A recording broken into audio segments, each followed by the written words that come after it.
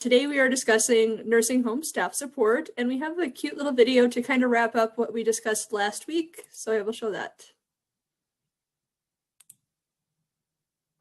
Obviously from the poll results that we just saw, it hasn't been as top of mind, and I think that's because there's been so many other fires to put out. But ultimately, the staff providing the care need to be in the right mental space in order to provide the best quality of care and quality of life. My name is Sarah Shostrom, and I have the pleasure of working as the Associate Chief Nursing Officer for Hebrew Rehabilitation Center. Today we're going to be discussing emotional well-being and staff resilience as we navigate through the COVID-19 pandemic. So before we begin talking about interventions and maintenance of emotional support and resilience, it's important to ask the question, why are we having this conversation? Why should healthcare organizations invest their time and energy in employee well-being and resilience? And the short answer is because it is just as important as any other conversations we're having right now about how to navigate this pandemic.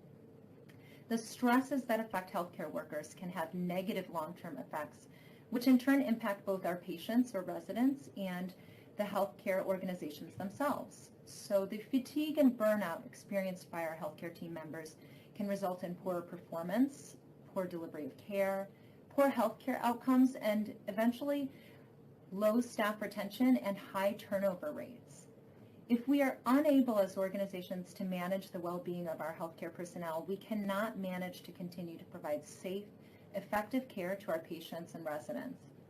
Healthcare workers are one of our most important resources in managing through this pandemic, and just as any other precious resource, healthcare workers and staff need to be a resource that we conserve and preserve over time.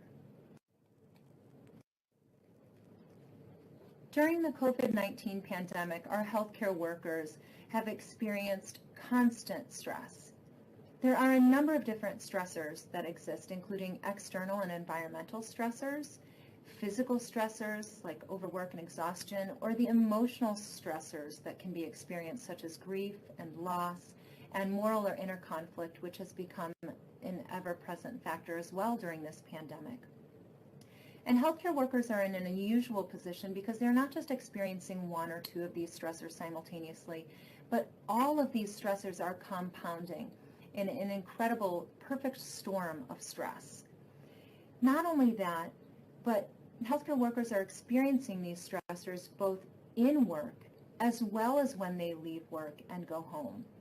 Previous methods that were able to manage stress and cope with stress, such as going to the gym, going to restaurants, spending time with family, those are non-existent, putting our healthcare workers in an even more vulnerable position. In addition to this, healthcare workers in particular can have an unusual experience of strengths becoming weaknesses. For example, healthcare workers often have a service before self mentality, and they're selfless. But in a time of a pandemic, when they're needing to work more, when they're working in these unsustainable conditions, that can lead to further fatigue and exhaustion. The need to strive for perfection can also be a really wonderful quality, but in a time of a pandemic when we need to be flexible, adapt quickly, and oftentimes don't have the same resources that we had, that can be burdensome and create even more stress. These stressors combined place our healthcare workers in an incredibly vulnerable position, not only due to the number of stressors that are impacting them, but the gravity and the protracted length of time of this pandemic. I think it's important to pause briefly here and reflect on this quote. The expectation that we can be immersed in suffering and loss daily and not be touched by it is as unrealistic as expecting to be able to walk through water without getting wet. It is important that we recognize that there are no staff members, no employees that are not affected by this pandemic and the loss and the stress. As we talk about interventions and talk about the experience of stress, we need to consider that this is universally affecting all of our employees. And that is one more reason why this is such an important conversation. As we consider stress and the impact of stress on our healthcare workers over time, the stress continuum model is a really useful reference.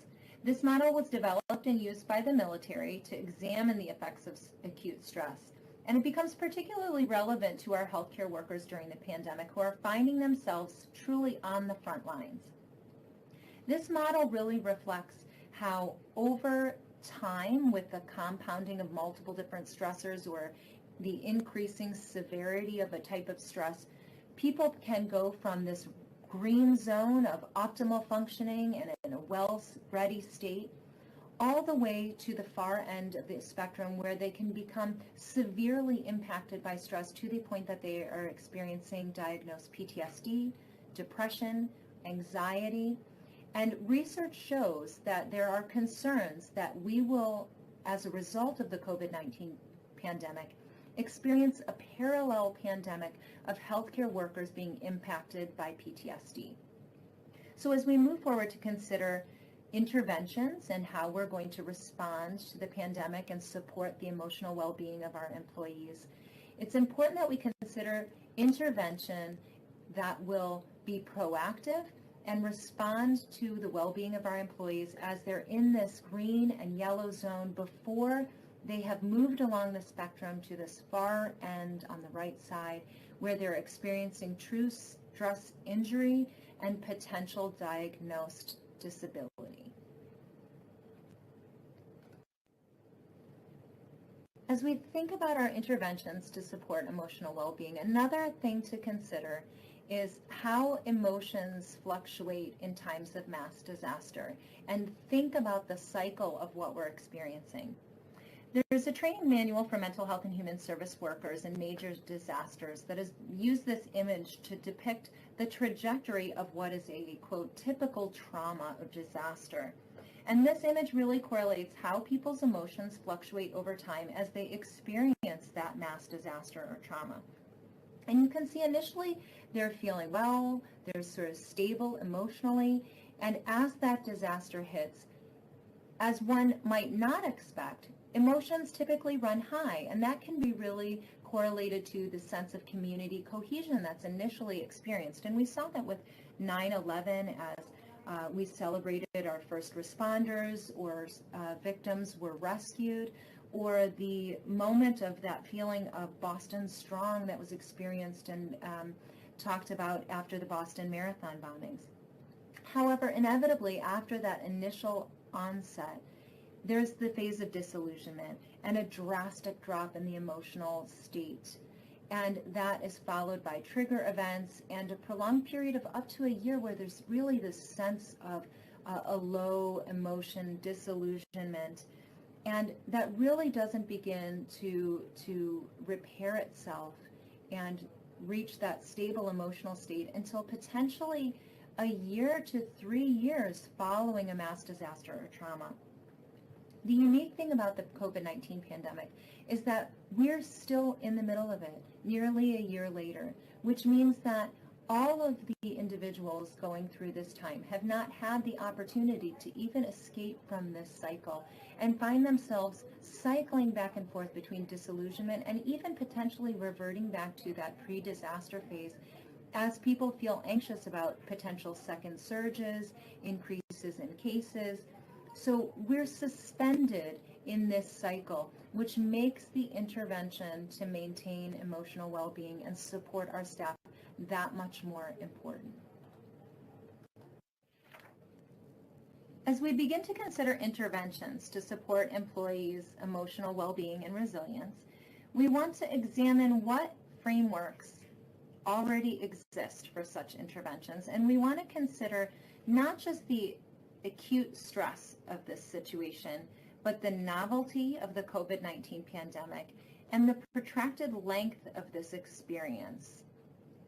So we want to think not only about how we're reacting, but how we're responding proactively to build resilience among our teams and create an organizational culture of well-being.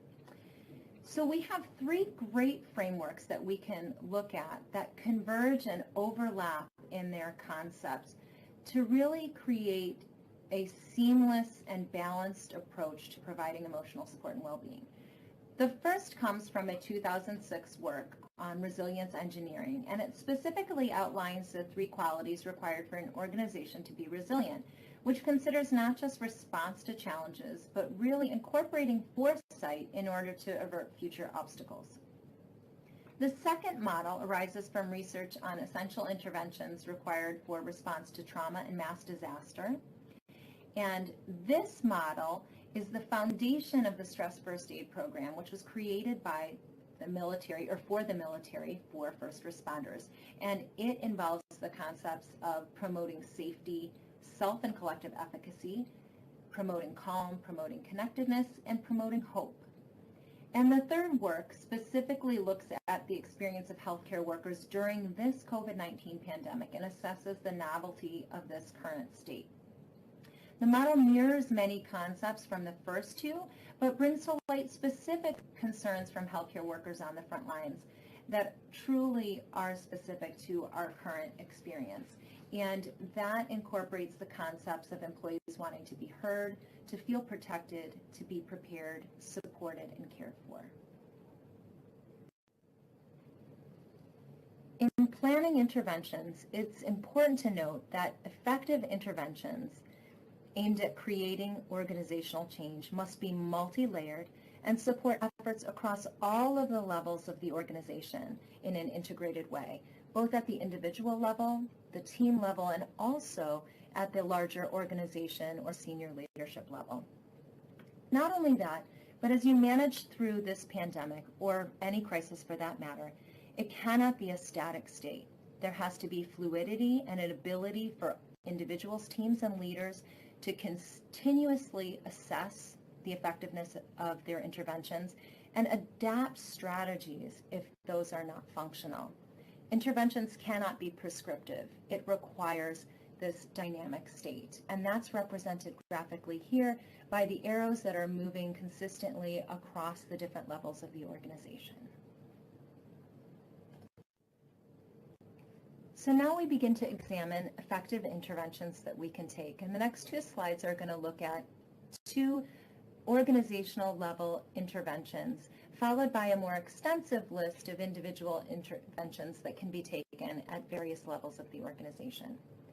So in the research that was conducted specific to the experience of frontline teams during the COVID-19 pandemic, it indicated that one of the primary concerns of these frontline workers was not knowing if their leaders truly understood the challenges and obstacles that they faced every day, or that their expertise was not leveraged to implement effective solutions.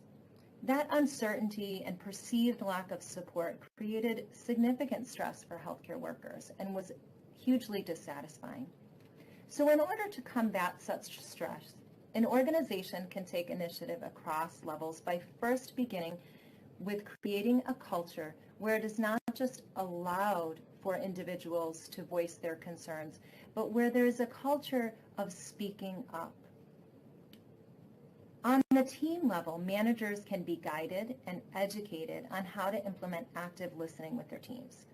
They need to be encouraged to take the lead in engaging team members in discussions about challenges, and then also troubleshooting and problem solving together. And this can be, for example, if there is a failure of a system and the team comes together to debrief, to discuss intervention strategies, and then to take those strategies, concerns, and propose solutions and feed those further along through the organizational levels up to the senior leaders and the entire upper level of the organization. And these senior leaders need to be ensuring that they're working to create appropriate feedback channels, not only to receive that information and the feedback from the frontline teams, but then also working to continue to push forth information and responses back to the individuals and their teams on the front lines so that those individuals understand how their expertise has been leveraged, what changes have been made to policy, what new training programs have been instituted, and how their interventions are going to be put in place.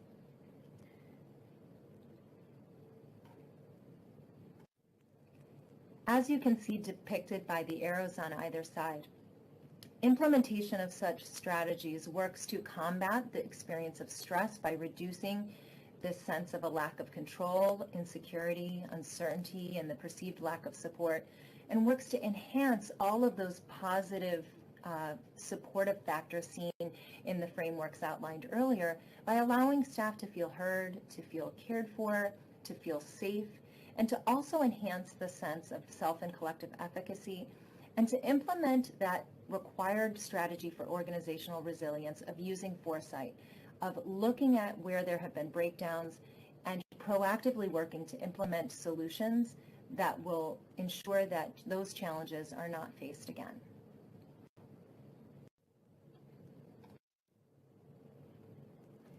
The next set of tangible interventions is aimed at creating an opportunity for organizations to make space for self-care and emotional support. And this begins on the individual level with encouraging team members to truly team up and form what are referred to in literature as battle buddy relationships. Relationships and support system amongst peers to navigate through the personal and emotional toll that is taken by working on the front lines.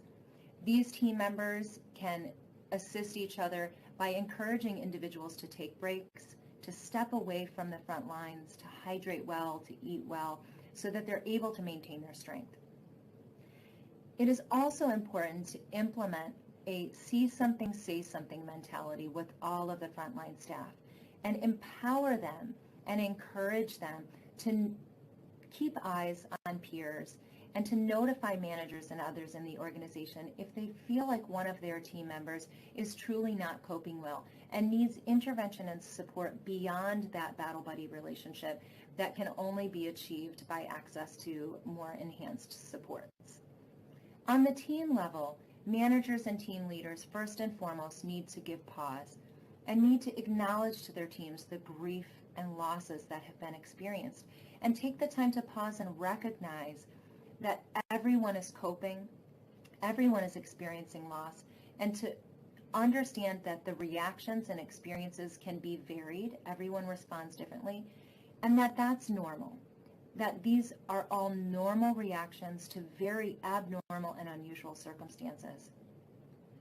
The team leaders should also, in addition to normalizing reactions and acknowledging the losses experienced, they should be constantly taking the pulse of their team and assessing their team members for who is feeling some of these deficits and who may need, in line with the stress first aid, who may need to feel more secure or safe, who may need to have their sense of self-efficacy enhanced, who may need enhanced calm or enhanced support. On the organizational level, leaders, just like the team managers, the senior leaders need to be models. They need to demonstrate best practices and model self-care and allow employees to understand that they're not just merely giving permission for rest and self-care, but encouraging that they implement those strategies for themselves. To the best of their ability, organizations should also be encouraged to provide access to resources for support. And this can be information about support systems outside of the organization, but also can be access to food and lodging, calm and rest spaces, and spaces within the organization that allow employees to step back, to take a break, and to feel rested.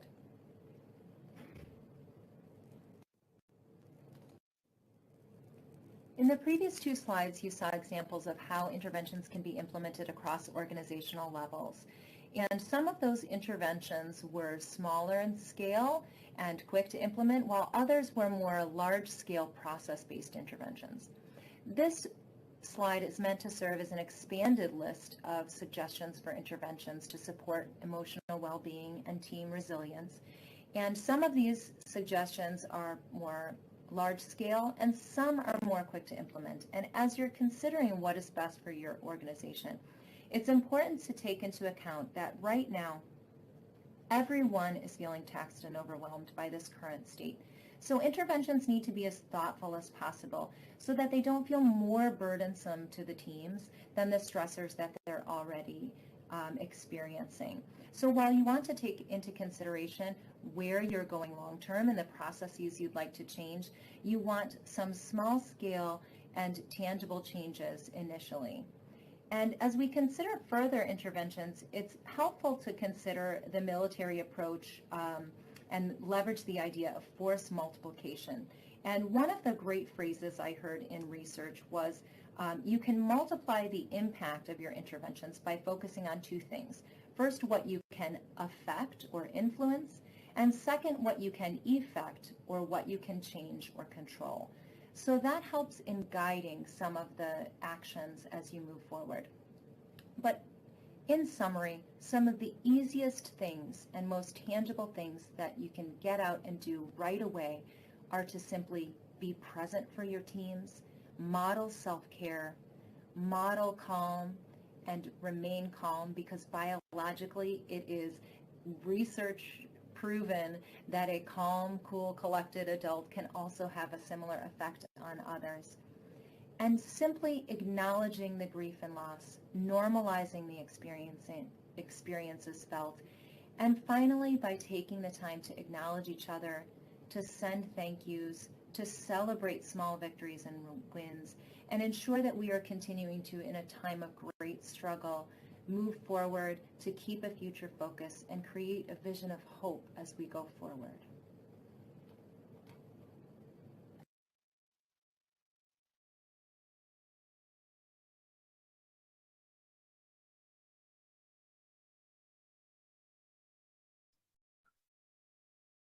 All right. Anybody have any thoughts, things that are working at your institution for helping with morale? You can just write it in the chat box. I think, it's important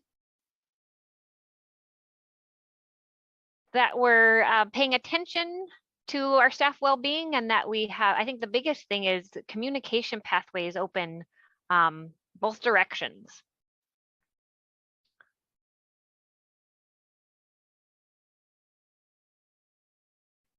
I think here we're giving ways that staff can give their thoughts and express their feelings. So idea boards on the unit, artwork.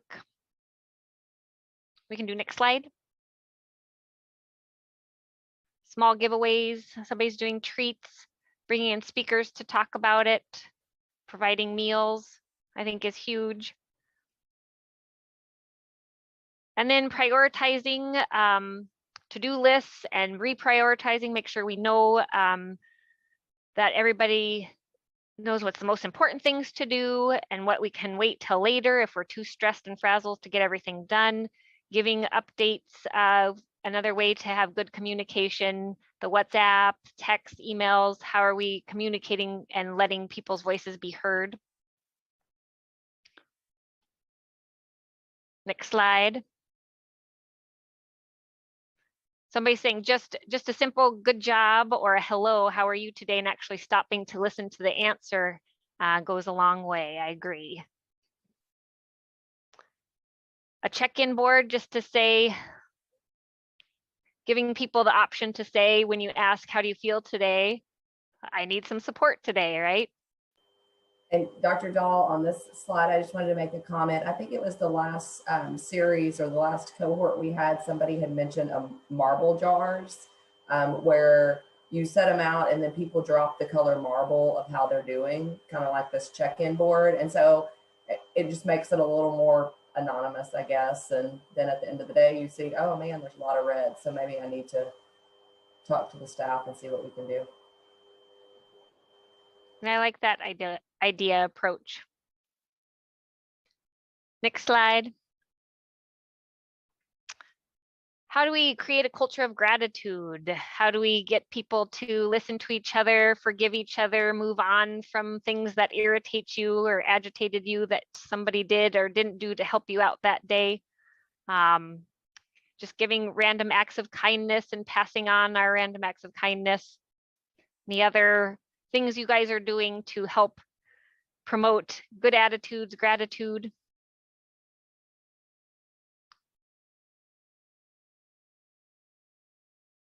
We can go to the next slide too. And Dr. Dahl, sorry, I just noticed Nope. in the chat, Janessa said that they're bringing in a speaker to talk about self-care and providing treats. And a lot of your psychosocial services, whether it's counselors or psychologists, whoever is coming in, I'm sure they would be willing to take some time to have those conversations with the staff if you don't have someone to already reach out to, since they'll be coming in to visit with residents anyway. Thank you. This slide is about, do we have a good place to go and unwind and take a break and revive ourselves if we get into a mood at work? So it talks about having a good space with good ventilation. How are we staggering our breaks so we can you take off your mask where you are and really help to calm down and unwind and really relax? Are we appropriately, disinfecting and creating good hygiene for those spaces as well? Next slide. And again, like somebody said, tokens of appreciation, gift cards, extra breaks, leave work early if you've done extra special good job that day, coins towards extra paid vacation. I know somebody in our last group really struggled with rewarding behavior for things that you're supposed to do. And so you want to reward people for doing a good job, but sometimes, we don't want to expect greatness and not have to reward people who are just doing their job, but sometimes it's needed, especially when morale is low. So I know a group last time just really had difficulty rewarding people for just doing what they're supposed to do. So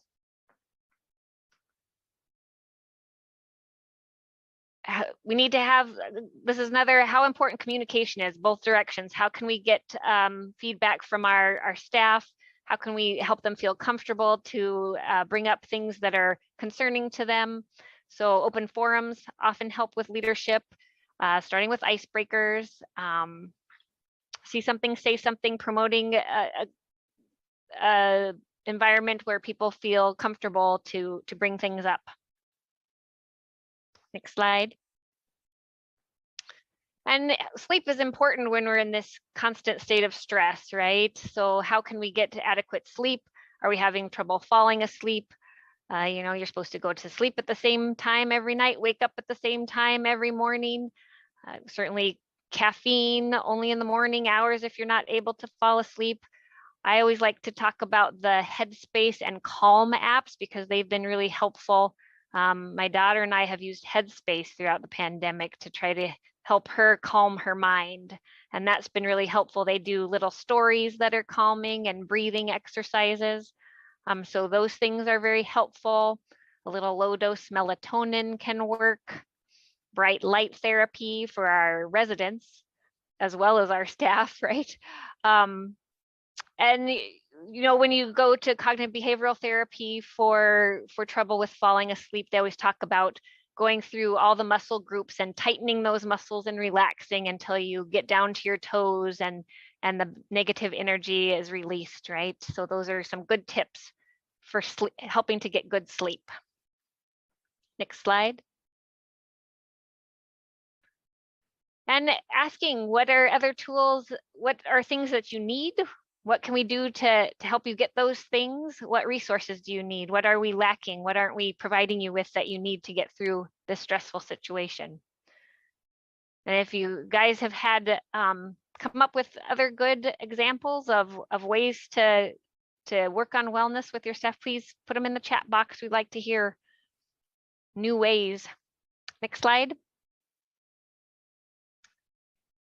Deep breathing and stopping during the day. Again, this is when those apps like Headspace and Calm come in, or your Apple Watch that tells you to breathe. Having a time of the day where you just, everybody stops and breathes for a few minutes, a mantra of the day with themes that are uplifting. Next slide. Again, there's lots of power in good deep breaths. So I think if you sometimes just stop and breathe, it can really help change the day.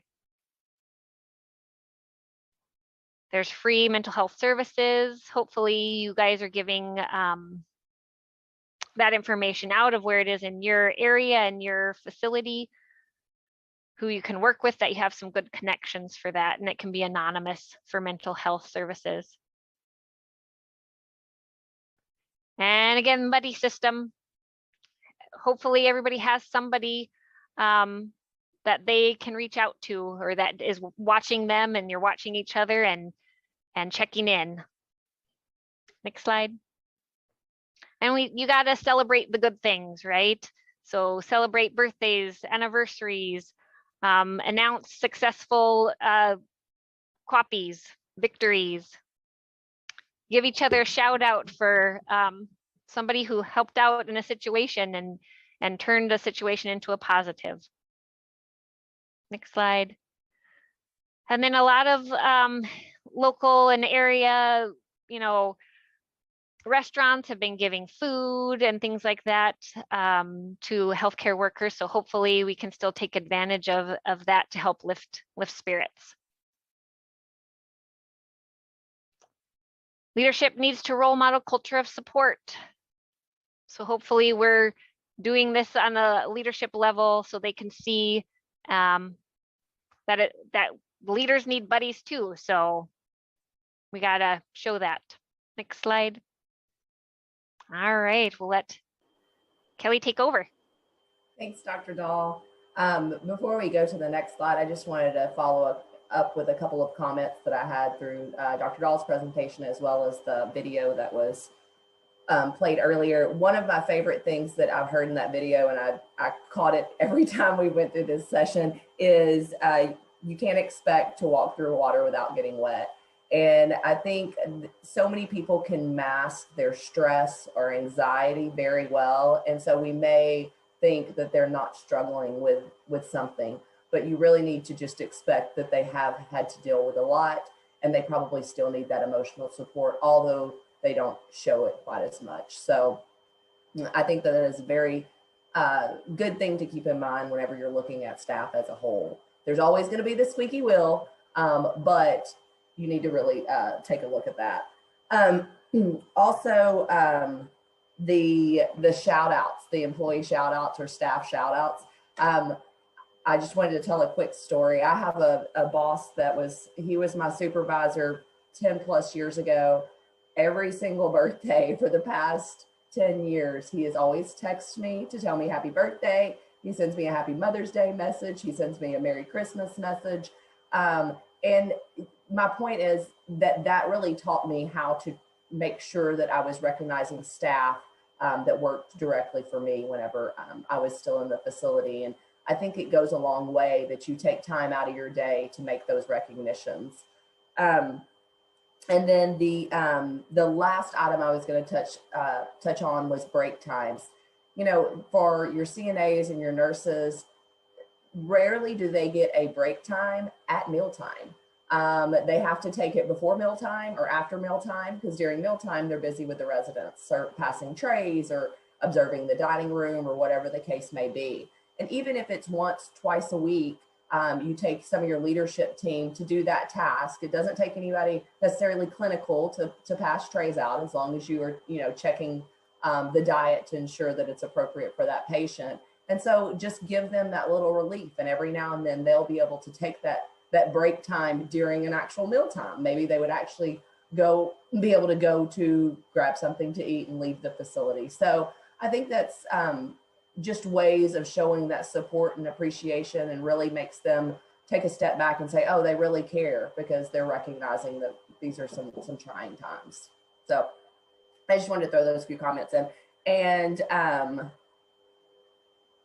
Jean put, well, let me address a couple of comments here. Erica said, just a simple good job goes a long way, or hello, how are you? I think we talked about that one already. And do that during your daily rounding. You're already doing it. And I know I bring that up all the time, but if you know that Joe's son has got a base t-ball game for the evening or was the night before, make sure you have those conversations, and it's just building that connection with the staff.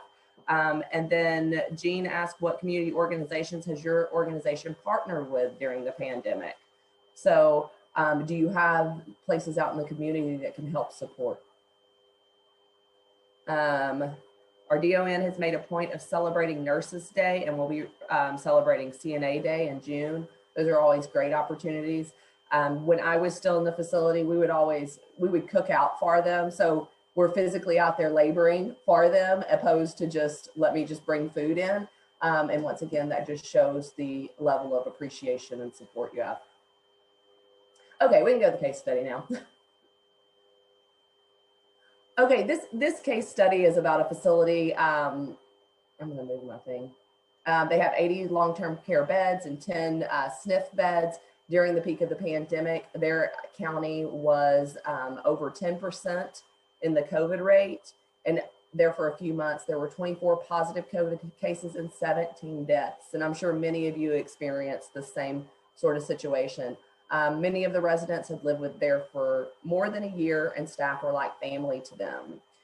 Definitely during the pandemic, staff probably became more like family to them since they had limited to no visitors.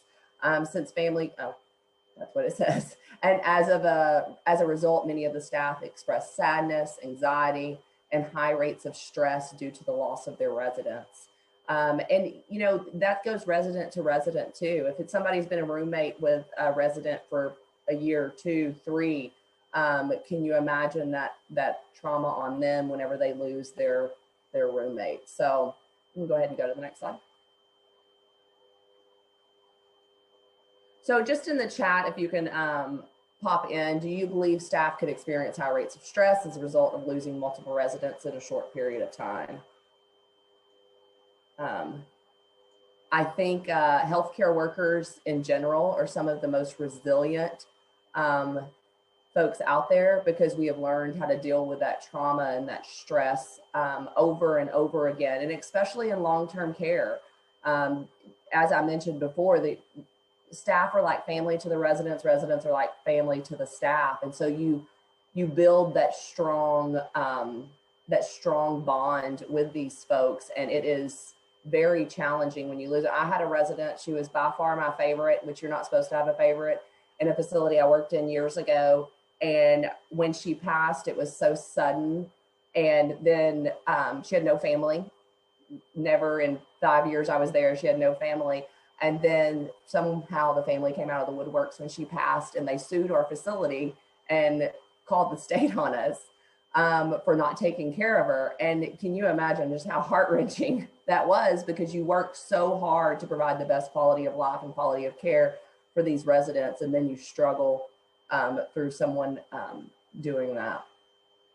But yes, so something I'll say about all these responses, all of you are definitely agreeing that this is an issue, that they are stressed due to losing multiple residents in a short period of time. So that right there is your root cause analysis. You've determined that this is an area of need since it is such a huge stressor. So if we talk about a performance improvement plan again, you can mark this as you've done a root cause analysis. You know what the reason for your staff stress is.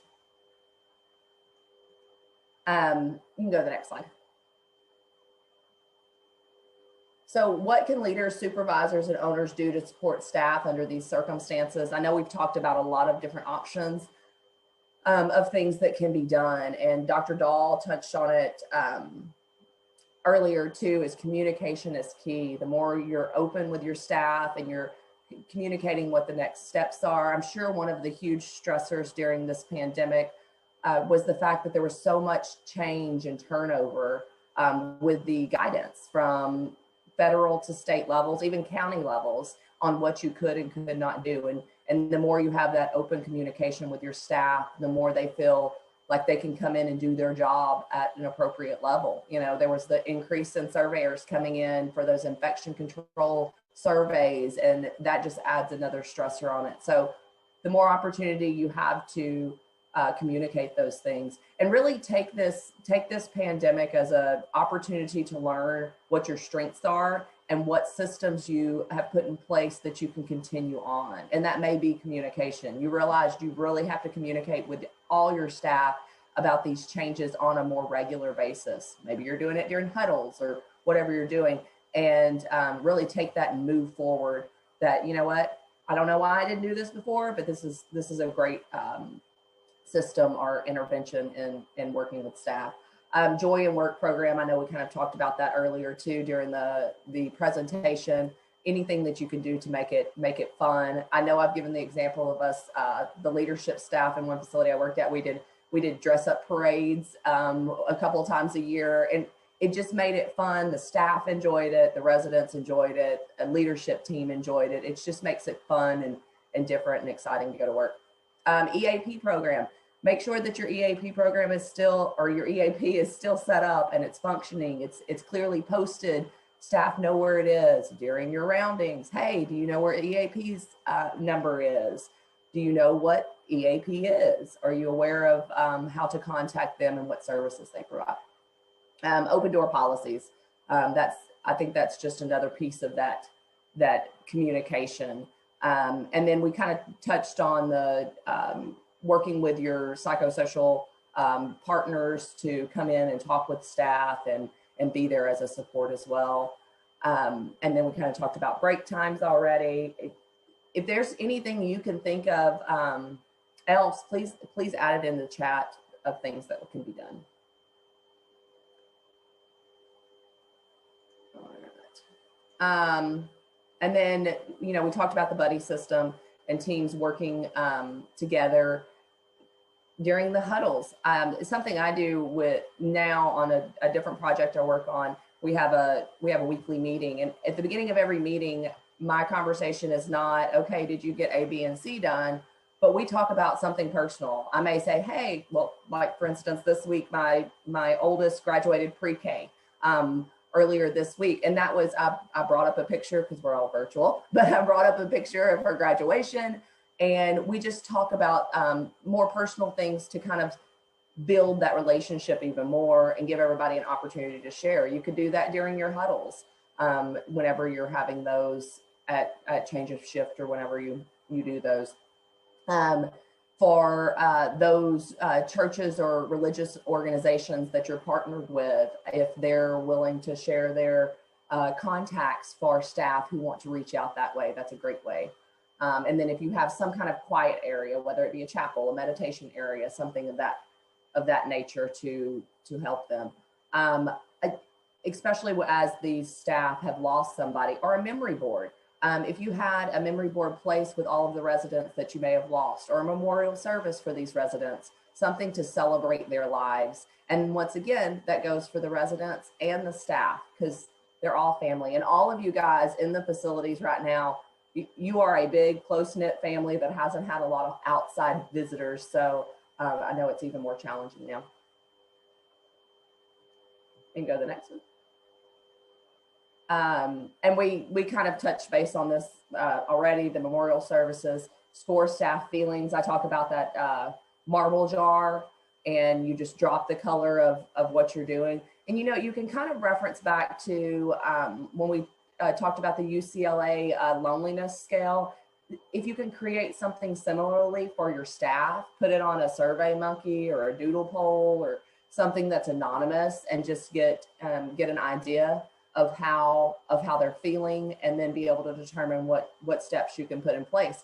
And then whenever you determine, yes, there is a need, then go out and ask 5-10 staff, hey, what would make it easier for you during this time to come into work and be able to provide your best? Is there something that we can get? Now, I'm sure most staff's number one response is going to be more money, more time off, more staff. That's in my experience, that's what I got. Can we just get paid more, Kelly? And I'm like, well, let's find another way to do it. but find ways to make it fun and see if they can provide input. And then whenever the staff do provide that input, make sure that is celebrated. Hey guys, we've started doing this because CNA Joe recommended it and it's been working great for our organization or for our facility. So make sure you share those, and then it just continues to build that positive culture of everyone working together towards that common goal. I think so many times the leadership gets stuck here and line staff gets stuck here, but all the same family, you're all dealing with the same stressors and the through this pandemic. And I think that's all the more opportunity to bring you all closer together.